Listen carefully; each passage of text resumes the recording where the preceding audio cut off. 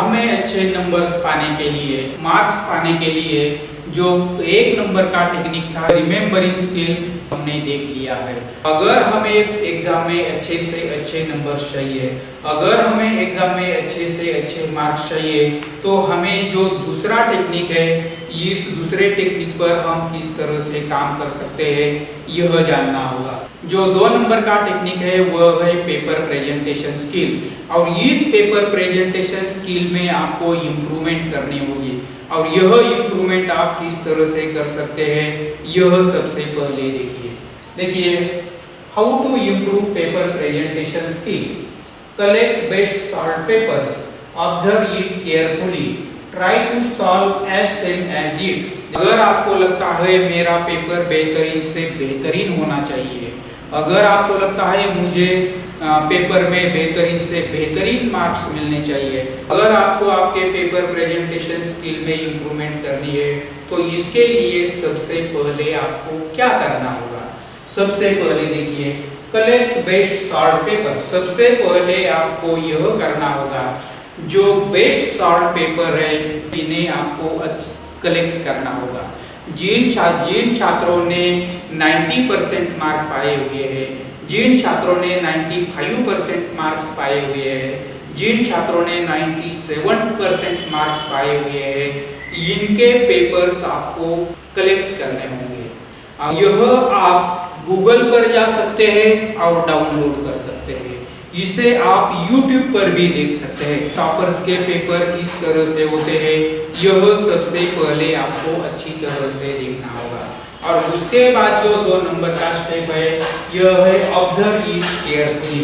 इन सभी पेपर्स को आपको अच्छी तरह से देखना है। यह पेपर्स किस तरह से सॉल्व किए हुए हैं यह बात आपको अच्छी तरह से ध्यान में रखनी होगी। इन्हें अच्छे मार्क्स क्यों मिले हुए हैं, इन्हें अच्छे मार्क्स मिलने की वजह क्या है, इन सभी बातों को आपको अच्छी तरह से ढूंढना होगा, इन्हें अच्छी तरह से देखना होगा। और देखने के बाद जो 3 नंबर का स्टेप है यह इसे देखिए try to solve as same as it. इस तरह से टॉपर छात्रों ने पेपर सॉल्व किए हुए हैं, बिल्कुल उसी तरह से आपको पेपर सॉल्व करने होंगे।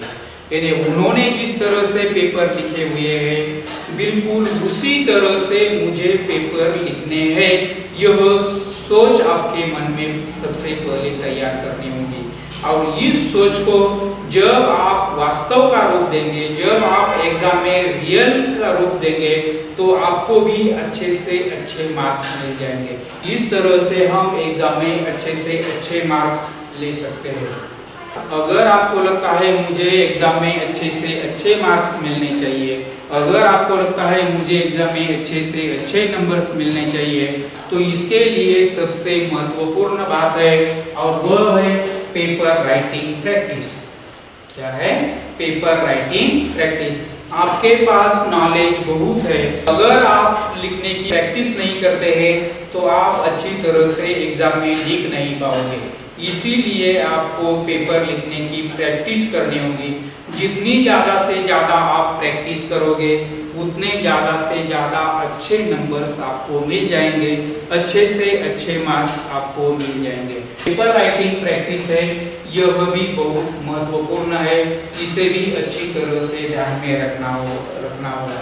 यहाँ पर कुछ जो बेस्ट सॉल्व पेपर्स है यह किस तरह के होते हैं इन्हें हम देखते हैं। तो देखिए यह बेस्ट सॉल्व पेपर